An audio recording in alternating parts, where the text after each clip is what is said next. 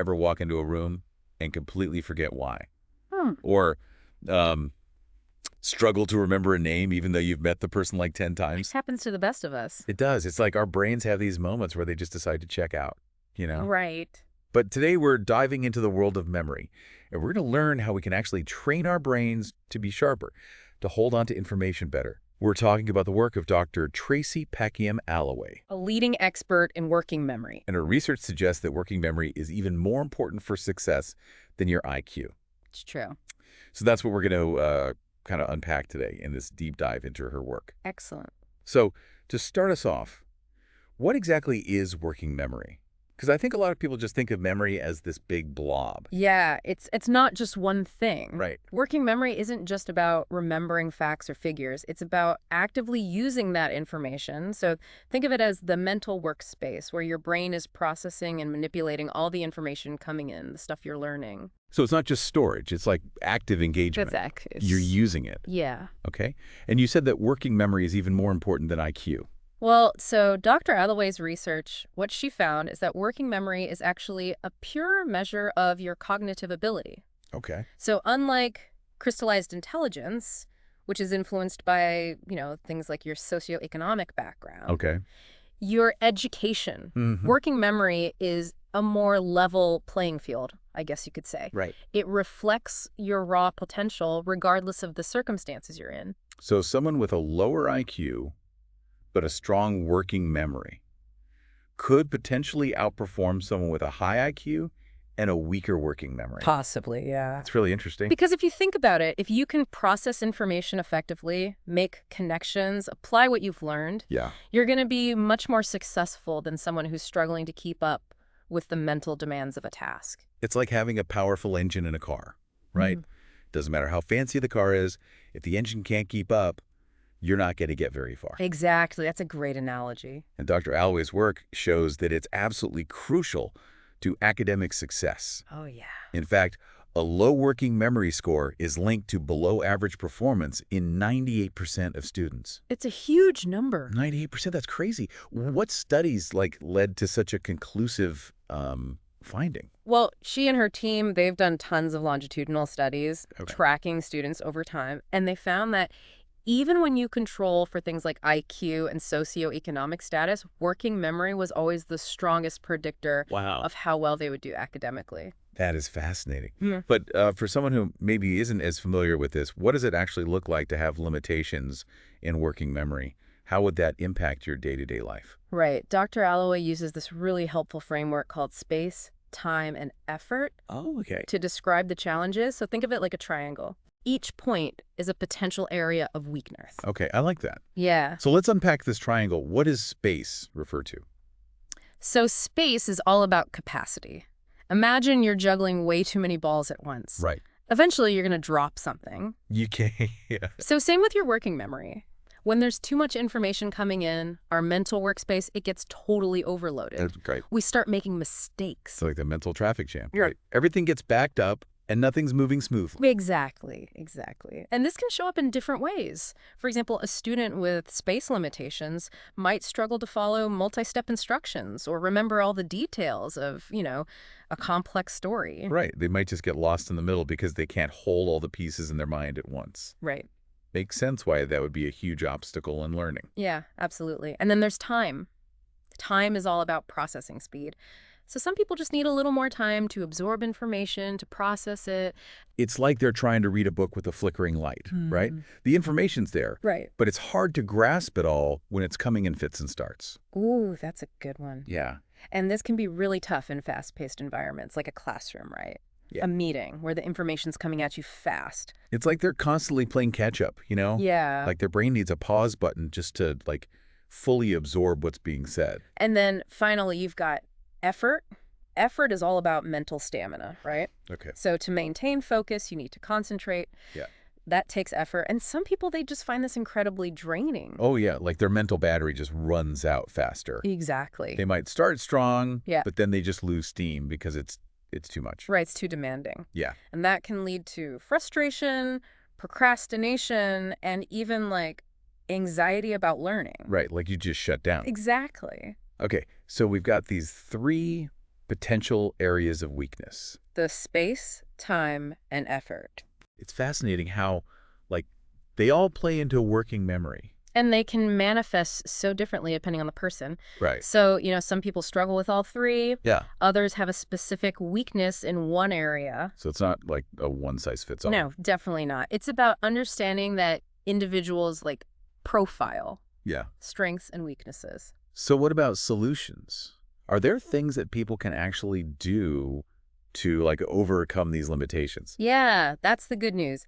Working memory is a trainable skill. Oh, good. It's not fixed. It's not predetermined. Right. Dr. Alloway has developed all sorts of strategies that can really make a difference. Okay, I'm all ears. Let's dive in. Let's talk about, the space, time, and effort and how we can actually apply some strategies to those areas. Okay, so for space limitations, remember, that's about capacity, avoiding overload. One of the most effective strategies is chunking. Chunking. Yeah. What does that look like? So it's about breaking information down into smaller pieces, smaller chunks, making it more manageable. So instead of a big wall of text, you could break it into bullet points, diagrams, or even just shorter paragraphs. So you're reducing the cognitive load, Exactly. allowing the brain to process it more easily. Yeah. It's like organizing a messy closet. Yeah. Right? Instead of cramming everything in, you make compartments. Exactly. Create some categories. Yeah. And another helpful strategy for space limitations is creating routines. Oh. So having that consistent structure and predictable patterns, that frees up mental space. Yeah. Because you're not constantly trying to figure out what's coming next. So it's like having a mental map for your day. Yeah. You know what to expect. Exactly. It reduces anxiety. And frees up your energy. Yeah. That makes a lot of sense. And then let's not forget about visual aids. Oh. Things like charts and graphs and mind maps. They can make abstract information much more concrete and easier to process. It's like giving your brain an anchor, right? Yeah. Instead of just words or numbers. It's got something to see. A picture. Right. Yeah, that makes sense. And all of these strategies can be really helpful for students who struggle with space. It's about creating a learning environment that supports their working memory needs. This is fascinating because I'm realizing, this can completely change the way we approach teaching and learning. Yeah. It's not just about giving the information. It's about giving it in a way that's accessible. Right. To all these different types of learners. Exactly. That's really cool. So I've talked about some strategies for space. What about folks who need a little more time to process things? Yeah, so for those people, it's really important to slow down the pace of information. Teachers can help with this, even parents. Okay. By speaking clearly, giving plenty of time for things to sink in. Right. Give time to breathe a little bit. Exactly. And repeating instructions, maybe even offering them in written form, a recording, that can be helpful. Oh, yeah. That reminds me of learning a new language, being able to rewind the tape and play it back. That was a lifesaver for me. Totally. Same principle. Yeah. Giving people that chance to revisit the information. At their own pace. Exactly. And for younger students, encouraging them to rehearse information out loud can be really helpful. Oh, interesting. So it's like giving their brain that extra processing loop. Yeah, they're actively engaging with it. Right. Instead of just passively hearing it. Exactly. Now, when it comes to effort, that mental stamina piece, there are some specific strategies for that as well. Oh, good. Okay, yeah, because I think, a lot of us struggle with that. Oh, yeah. Just keeping the mental energy up. For sure. So one simple but really powerful technique is simplifying language.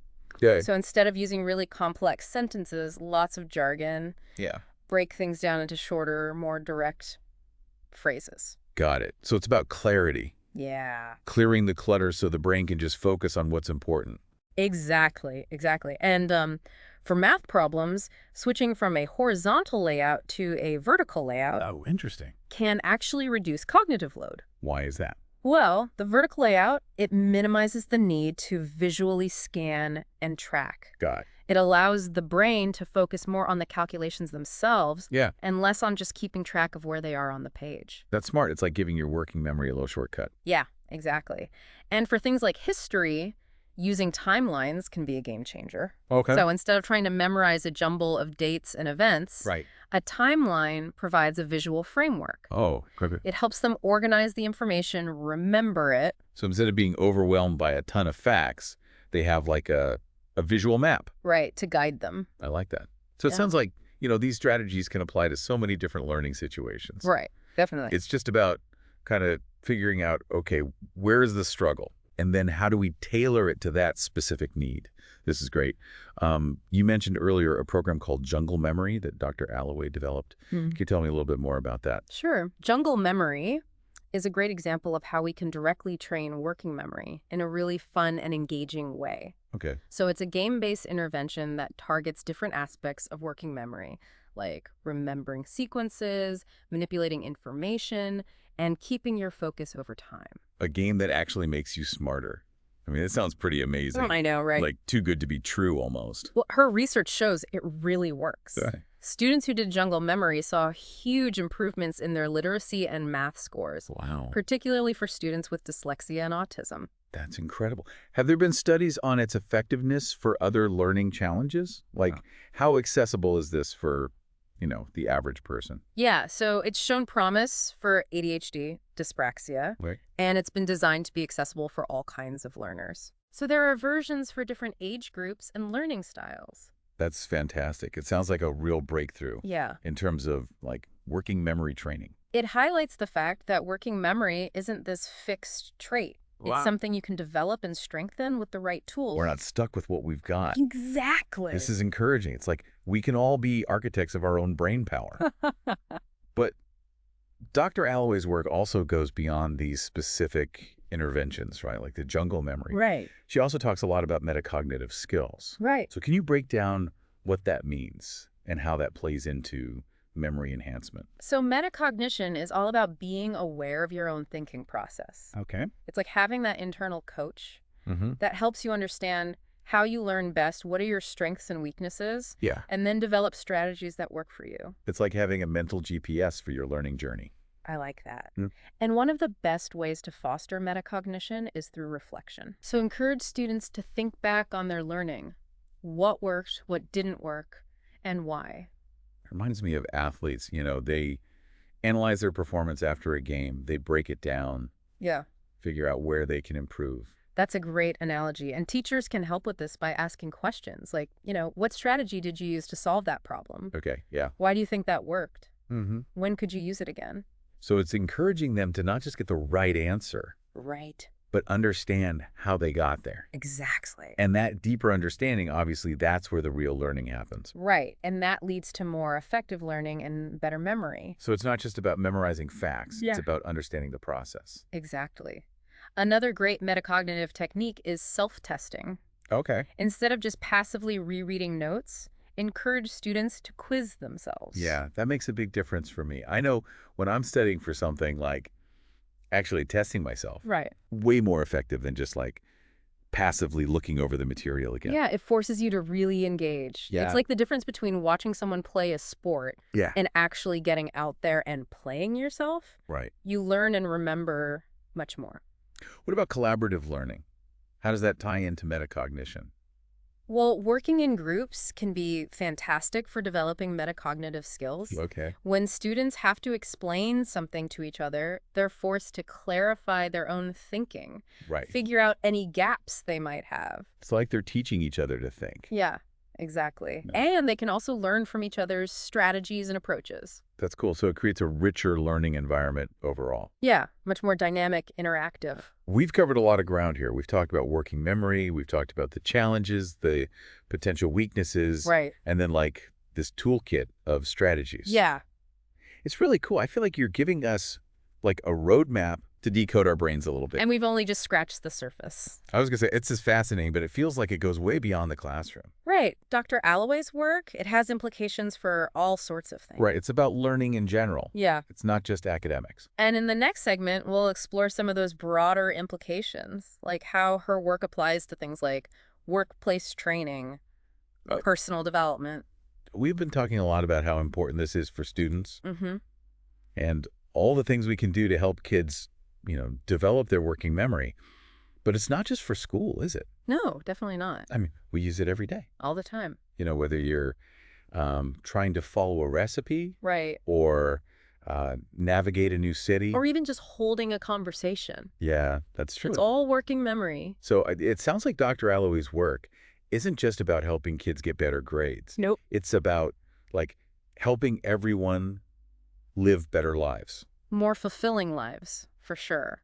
and be more successful. I mean, imagine if working memory training was like a standard part of workplace training. That would be amazing. Think about like jobs that require a ton of focus, Right. like really intense information processing. Yeah, like surgeons, pilots. Air traffic controllers. Oh, yeah. So many. I mean, the potential there is huge. It really is. Even simple things, right? Yeah. Like encouraging people to use more visual aids when they're giving presentations Right. or breaking down tasks into smaller steps. Exactly. Make it more manageable. I bet that would make a huge difference for people's productivity Yeah. and just their overall like job satisfaction. Oh, absolutely. Because feeling overwhelmed at work it's so stressful. Yeah. It's draining. But when you feel confident in your ability to manage information, to stay focused, You can handle it. you're less likely to get burned out. You're going to be more motivated, more engaged. It's not just about like the external performance then. It's about your own well-being. It's all connected, yeah. That's cool. And then, I mean, we can even take it a step further, right? Uh, And think about personal growth, development, oh, for sure. learning a new language, picking up an instrument, even just like, staying mentally sharp as we age. Yeah, keeping that brain going. It all goes back to working memory. It does, yeah. So really, Dr. Alloway's research is about unlocking human potential. I think that's a great way to put it. That's pretty awesome. It really is. So, we've covered so much ground today in this deep dive. We've talked about what working memory is. Yeah. We've talked about the challenges, some potential weaknesses, and all these amazing strategies. Yeah, for improvement. I mean, it really is fascinating. It's like it's giving us this power Yeah. to understand our minds better, And to change them to shape them. Yeah. for the better. And it's exciting because it really shows us that we have the power to improve ourselves. And to create a world Yeah. where everyone can thrive. To learn. Well, on that note, I want to leave our listeners with one final thought, a question to kind of ponder based on everything we've learned about Dr. Alloway's work today. Knowing that working memory is trainable, what's one small step you can take today to improve your own working memory, or maybe your child's? Thanks for joining us for this deep dive. It's been a pleasure exploring this with you. Likewise, thanks for having me.